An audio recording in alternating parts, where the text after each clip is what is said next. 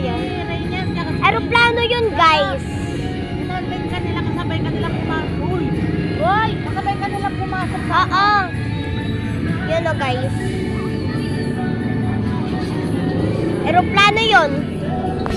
That's aeroplano. Tapos nandito kami sa Japanese restaurant, pero mahal lang. Hindi man mahal.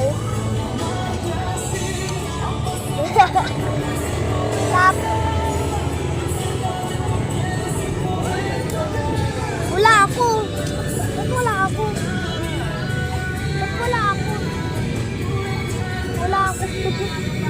Meron ako. Kala ko. Dahil pambuhat lang sa ganyan. Dahil pala tayo. Kung hindi lang malakas yung makita niya, bibili ko ng rubber shoes eh. Kaya bibili ng rubber shoes, isang suot lang niya. Ano ba size niya? Malaki. Dapat yung 35. oh, tapos bilan mo siya ng mga 37, gano'n. Bakit napaan na ng malaki yun? Oo. O kaya diba yung dress ko nga na 35, Dede, ano sabi ni teacher sa suot mo? Ganda no? Sabi niya, sinabi niya, nakikita yung isang mukhang luluwa. Nandito na yung pagkain ko. Try muna natin yung red iced tea. Kain na anak, ayan na. Kumain ka na. Hindi, ganyan ka na ganyan pag di mo kinanyari ka sa akin. Matarap. Yummy.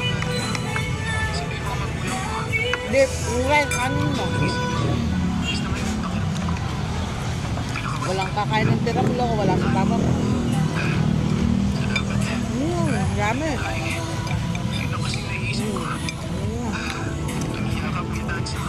Ipitin mo kasi. Diba?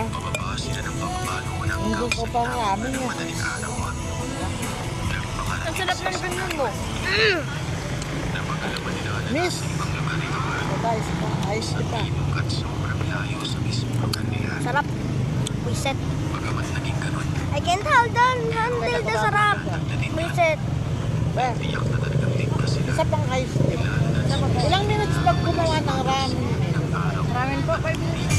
5 minutes, gawa mo nga. Yung maangang mo ba hindi? Yung daw hindi. Yung hindi maangang. Ang bait ni ate, awit.